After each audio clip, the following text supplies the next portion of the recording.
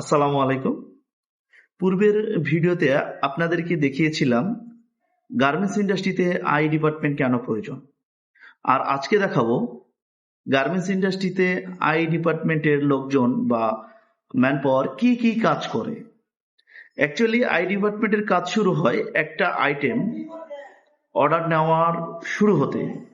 একটা item order নেওয়ার আগেই একটা আইটেমের প্রাইস সেট আপ হয়, আর এই প্রাইজের জন্য মেকিং কস্টটাই আই ডিপার্টমেন্ট থেকে থ্রো করা হয়। অর্থাৎ মেকিং কস্টের জন্য গার্মেন্টস ইন্ডাস্ট্রিতে দুইভাবে দেওয়া হয়, কয়টা মেশিন ইউজ হচ্ছে তার উপর ডিপেন্ড করে, অথবা এসএমবির ওপর বেস করে। সাধারণত প্রতিটা গার্মেন্টসই এসএমবির ওপর ভিত্তি করে কস্টিংটা তৈরি করে। সো আই ডিপার্টমেন্টের প্রথম কাজই হলো এসএমবি থ্রো করা ফর মার্কেটিং পারপাস। দেন একটা লাইনের ব্যালেন্সিং এর জন্য একটা লেআউট তৈরি করা হয়, যার ফলে কিভাবে process by process, step by step আইটেমটি তৈরি হবে সেটার জন্য একটা লাইন ব্যালেন্সিং লেআউট দেওয়া হয় বা অপারেশন ব্রেকডাউন দেওয়া হয়।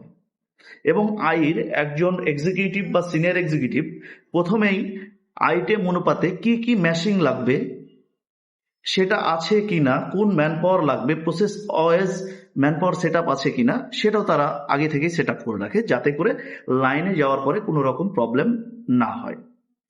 এবং নতুন লেআউট শুরুর সাথে সাথে একটা পকেট মিটিং হয়, কি কি প্রবলেম হতে পারে, কোথায় কোন অপারেটর দেওয়া হবে সেগুলা সিলেকশনের জন্য। এবং একজন আই ফুললি ফলো আপ করে ফুল লেআউটের টাইমে বিভিন্ন টুলস, যেমন লিন টুলস, এসএমএডি অ্যাপ্লাই করে, কিউসিও রিপোর্ট মেনটেন করে, যাতে করে প্রসেস বাই প্রসেস কোনো সমস্যা না হয়। কোয়ালিটি মেনটেন করেই একের পর এক প্রসেস কমপ্লিট করে একটা লেআউট সম্পন্ন করে। তারপরে হচ্ছে একজন আই সেই লাইনের ম্যান পাওয়ারের ওপর ভিত্তি করে একটা টার্গেট থ্রো করে। সাপোজ একটা টি শার্টে টার্গেট দেয় 300 পিস ঘন্টায়, দেখা যাচ্ছে 80% 300 পিস টার্গেট দেওয়া হয়েছে, এবং প্রতি ঘন্টায় সেই টার্গেটটা ফলো আপ করে আই। কারণ হচ্ছে যে টার্গেট দিল 300 পিস, সেটা অ্যাচিভমেন্ট হচ্ছে কিনা। যদি দেখা যায় সেই লাইনে 250 পিস করে আউটপুট হচ্ছে, 50 পিস ঘন্টায় হচ্ছে না, তাহলে কেন হচ্ছে না সেটা নিয়ে কাজ করে আই। দেখা যাচ্ছে বটন লেগ বা প্রবলেমটা ফাইন্ড আউট করা হয় এবং কোথায় সমস্যা সেটা খুঁজে বের করা হয়। দেন সেই সমস্যাটা সমাধান করে এবং প্রোডাক্টিভিটি বের করে নিয়ে আসে একজন আই।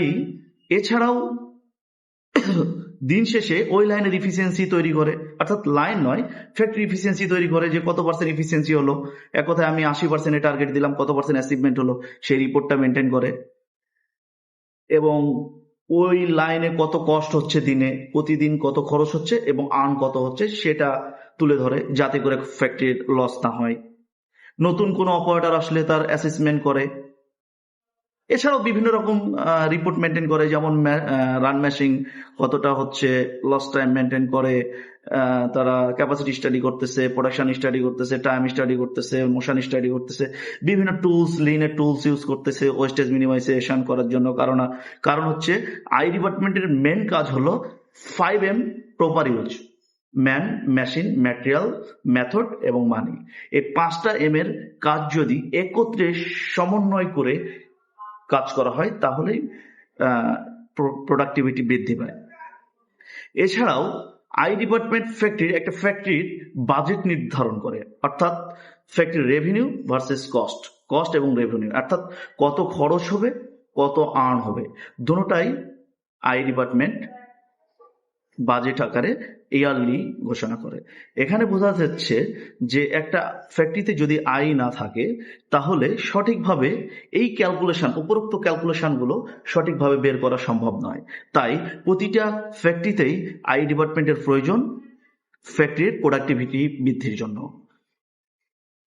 এবং এছাড়াও ফ্যাক্টরিতে প্রপার ম্যান মেশিনটা ইউজ হচ্ছে কিনা, লস টাইম অর্থাৎ ওয়েটিং টাইমটা রিডিউস হচ্ছে কিনা, কেউ বসে আছে কিনা, কেউ সঠিক টাইমে কাজ করতেছে কিনা, কাজটা প্রপার বন্টন করার জন্য আই ডিপার্টমেন্টের কাজ হয়।